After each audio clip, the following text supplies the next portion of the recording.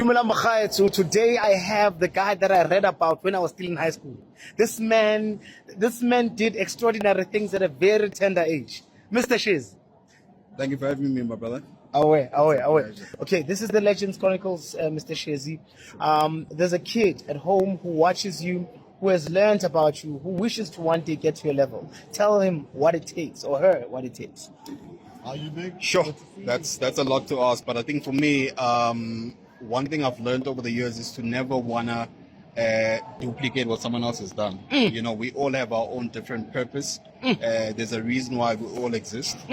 So you might look at Sandile and say, hey, I wanna no, but you could do greater, you could do bigger. Okay. You know, so you must never use omunye and someone else's goals or achievements as your benchmark. You need to ensure, Wuti, personally, you set your own goals, you follow those goals every single day. Wake up and understand, Wuti, you will never have this day ever again.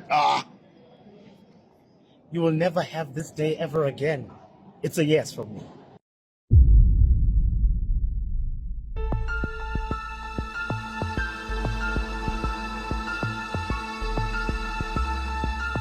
In the dusty streets of Umlazi, south of Durban, a boy named Sandile Shezi was born in 1993. Raised by a single mother, Shezi's early life was marked by financial hardship and a burning desire to escape the suffocating grip of poverty. He was a sharp student, ambitious, charismatic, and obsessed with success. From a young age, Sandile was drawn to the idea of wealth and independence. He enrolled at the Durban University of Technology, studying National Diploma in Public Relations. But his education was short-lived.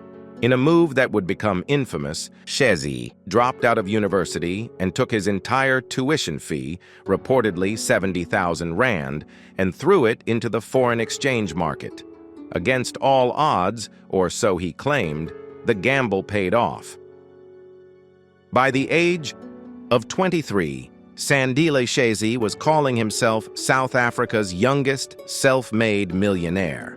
He became a sensation, a motivational speaker, entrepreneur, and self-proclaimed financial genius. Schools, churches, and youth expos welcomed him with open arms. But beneath the flashy suits and motivational quotes was a man building a web of deceit and victims.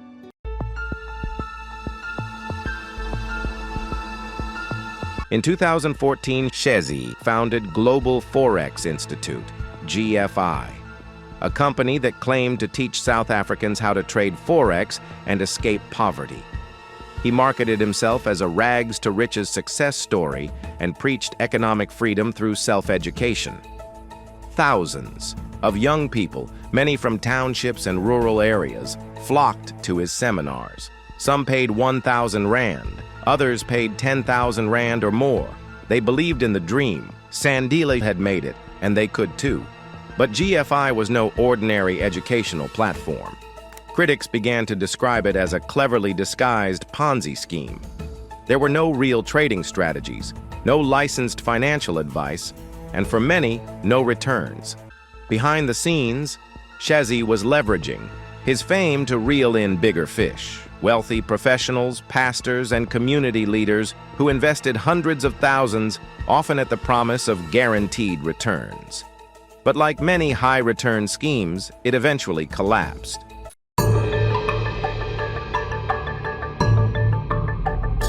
Among his most vocal victims was Mthunzi Mdwaba, a well-known businessman who invested over 500,000 rand with Shezi in 2018.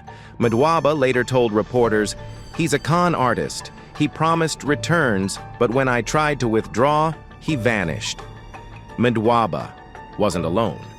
In KwaZulu-Natal, a group of school teachers pooled their savings, some up to 300,000 rand each, to join Shezi's elite trading club. They were shown doctored spreadsheets, fake bank balances, and testimonials from paid actors. Some victims took out loans, others cashed in pensions, and for most, the return was heartbreak, silence, and empty accounts.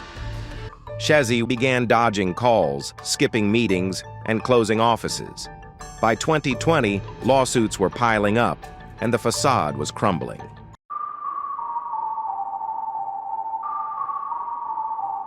As Sandile Shezi's fame grew, so did the glamour of his lifestyle. He wasn't just teaching others how to get rich, he was living the fantasy. He splashed out on a 1.2 million rand Mercedes-Benz AMG, a Porsche Panamera, and a fleet of luxury.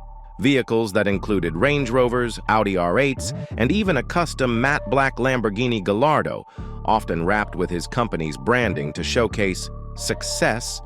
His home? A multi-million rand mansion in an elite four-ways estate, complete with a private cinema, indoor pool, and imported Italian marble floors. He wore Rolex watches worth over 400,000 rand, designer suits from Tom Ford and Dolce & Gabbana, and shoes that cost more than the average South African's monthly salary. He flew first class, sometimes even private, attending global Forex expos in Dubai, London, Lagos, and Singapore. At one point, Shezi even claimed he was advising politicians and billionaires on financial strategies. And everywhere he went, the message was clear. I made it from nothing. You can too. Just invest. But while he sipped champagne at rooftop lounges and posed with celebrities, a darker story was brewing below the surface. Because those luxury suits, those cars, those exotic getaways, they were funded by you, the teachers, nurses, pensioners, and young hustlers who believed in his dream. And soon, the dream would turn into a nightmare.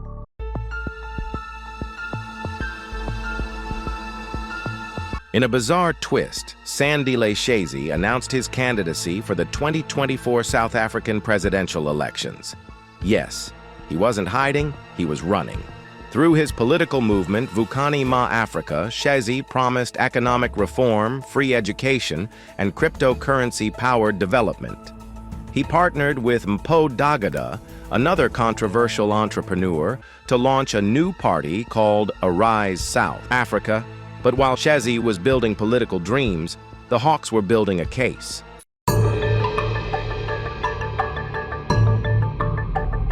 On May 8, 2023, Sandile Shezi walked into a Johannesburg police station and handed himself over to the Hawks. He was charged with fraud and money laundering stemming from a 2021 cryptocurrency scam. One investor had put in 100,000 rand and received returns. But after investing another 500,000 rand, the payments stopped. Shezi and his team disappeared. The investor tried repeatedly to reach him. Silence. So he turned to the police. Later, Shezi's wife, Sandile Shezi, was also arrested. According to investigators, she had gone on a community radio station encouraging listeners to invest in the same fraudulent scheme.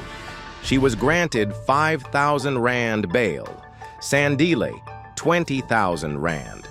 But the court cases are far from over.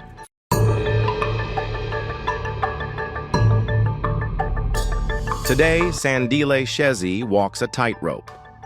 He's out on bail. His presidential dreams lie in tatters. His company, Global Forex Institute, has all but disappeared, and the victims still waiting for justice. Shezi claims he's misunderstood, that he's a victim of jealousy, bad partners, and media distortion.